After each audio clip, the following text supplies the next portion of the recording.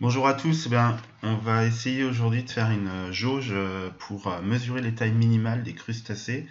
Donc vous voyez le résultat final et on va regarder donc comment est-ce qu'on peut construire tout ça assez facilement avec Kanban.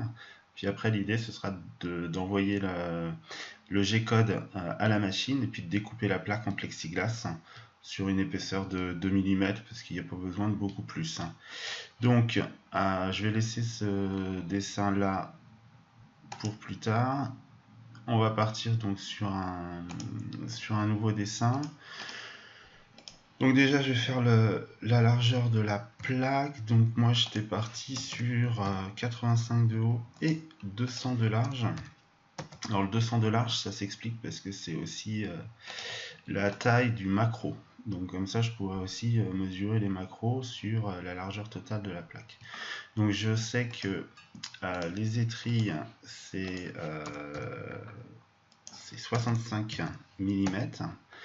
Donc je vais caler ça ici. Le homard, c'est 8,7 au niveau du céphalothorax. Donc on va mettre 87 ici. Ensuite, je vais déplacer tout ça pour mettre ça au bord. Et pour mettre ça au bord, ouais, alors 85 ça m'embête parce que ça me fait un demi-millimètre, je vais mettre 84 plutôt. Et puis on va centrer tout ça sur l'origine, voilà, donc j'ai ça, je vais le décaler d'1 centimètre.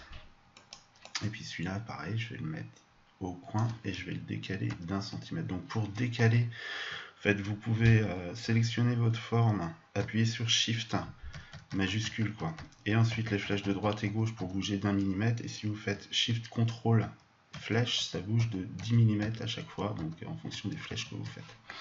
Ça c'est assez pratique pour pouvoir bouger les formes. Puis sinon vous pouvez aussi faire Shift clic sur la forme pour la déplacer sans passer par le CTRL M. CTRL M, si je sélectionne ma forme, je fais CTRL M. Allez, CTRL M. Bon, il veut plus CTRL M, c'est pas grave.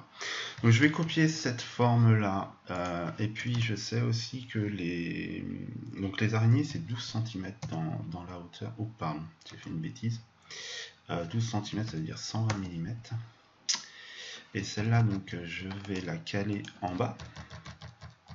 Tac. Ouais, ici. Bon, elle va bouger. J'ai besoin du plus grand. Le plus grand c'est 140 mm, c'est 14 cm, c'est pour les tourteaux. Donc j'ai copié je vais copier encore mon 140 pour arriver à 120 mm, et du coup je vais pouvoir la décaler au-dessus. Je vais la prendre là, tac tac, 1 2 3 4 5, un décalage comme ça, et donc voilà, là j'ai mes formes. Donc une fois que j'ai tout ça, je vais tout décomposer et je vais tout couper à l'intersection de manière à avoir plein de polylignes, et je vais pouvoir supprimer en fait tout ce que je veux pas, c'est-à-dire ça, ça, celle-là,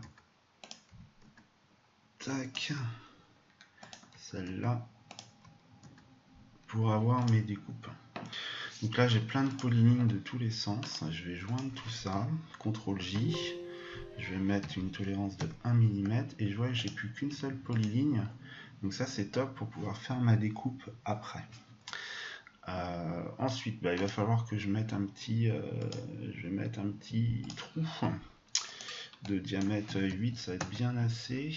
Le petit trou, c'est pour passer une corde pour pouvoir accrocher ma jauge quelque part au niveau du bateau. Donc je vais la décaler, voilà, par exemple ici. Nickel. Et puis maintenant, on va mettre un peu de texte pour indiquer les jauges. Donc l'étrille, on a dit que c'était à 6,5.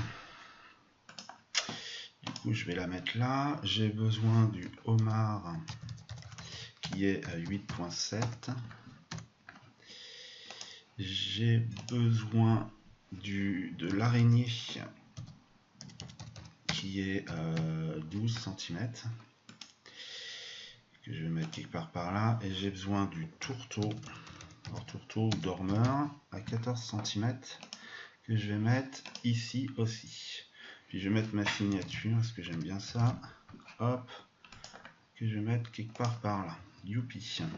Donc maintenant on va caler tout ça. Je vais les mettre au même niveau, soit en haut soit en bas, donc en haut par exemple. Et du coup je vais pouvoir ensuite les centrer.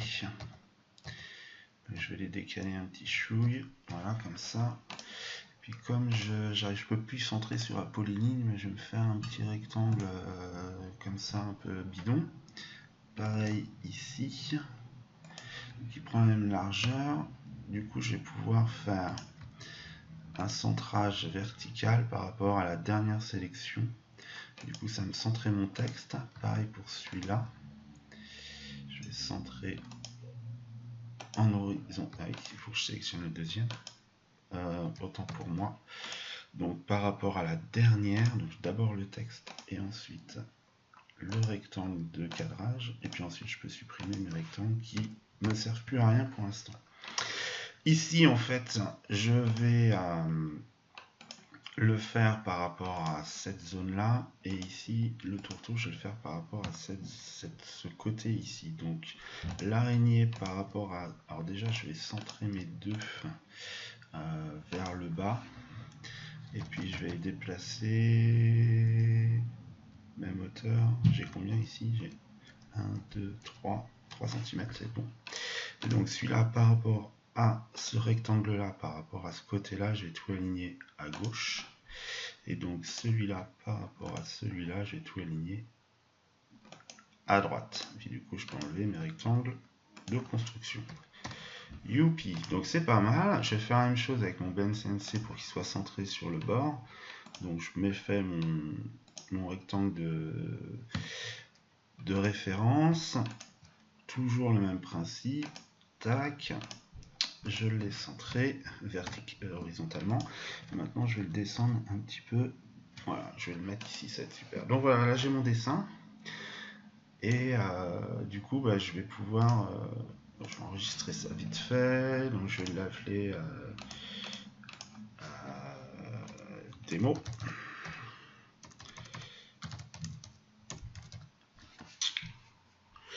Et maintenant, eh ben, on va pouvoir faire une poche ici, puisque je veux absolument avoir mon trou. Donc quand je découpe du plexi, moi je me mets en 700 pour pas que ça bug, et moins 2 en profondeur avec une passe de 0,5. Donc si je génère mon outil, je vois bien que j'ai 4 passes, c'est nickel. Ensuite, mon contour. Donc je vais copier ça. Je vais copier la poche et je vais coller le format. Comme ça va mettre tout le 700, le moins 2. Et puis je vais mettre des attaches donc de hauteur 1 mm puisque mon plexi fait 2. Je vais mettre 6 attaches et la largeur 3 mm. Ouais.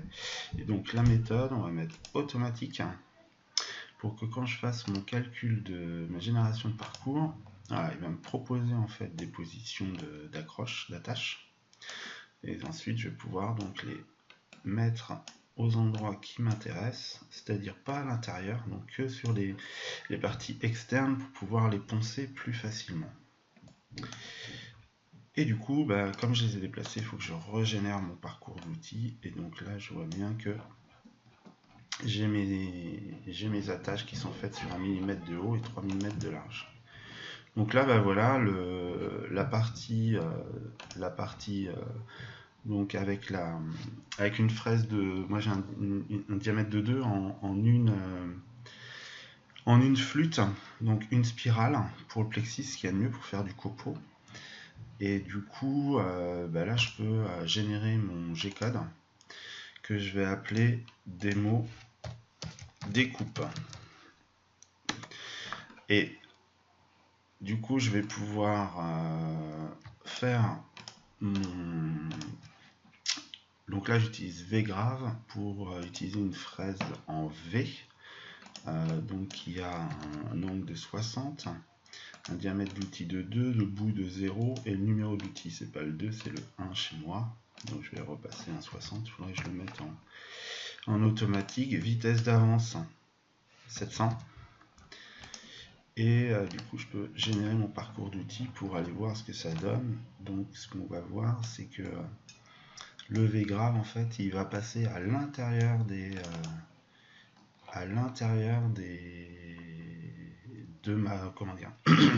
des lettres, des caractères. Donc ça c'est le top. Pour pouvoir faire un G-code spécifique, je vais désactiver mes opérations de découpe. Et là, je vais pouvoir du coup générer, créer le G-code. Mais comme le découpe existe déjà, je vais faire non. Et plutôt que découpe, je vais mettre gravure. Comme ça, j'appellerai en fait, mes deux programmes l'un après l'autre, après avoir fait la séparation de fraises. Je n'ai pas trouvé encore dans Kanban, pardon. Comment est-ce que je faisais un arrêt de programme pour pouvoir faire un changement de fraise? Donc pour ça, je me prends pas la tête, je fais deux programmes et puis je le fais manuellement. Donc voilà, tout est centré sur mon 0. Donc après, quand je serai près de la machine, je pourrais positionner ma plaque de plexi, caler le 0 de la machine sur le centre. Et puis derrière, je lancerai le programme de découpe et le programme de gravure. Et normalement, on aura un truc nickel. Voilà, prochaine vidéo, la découpe. Merci, à plus tard.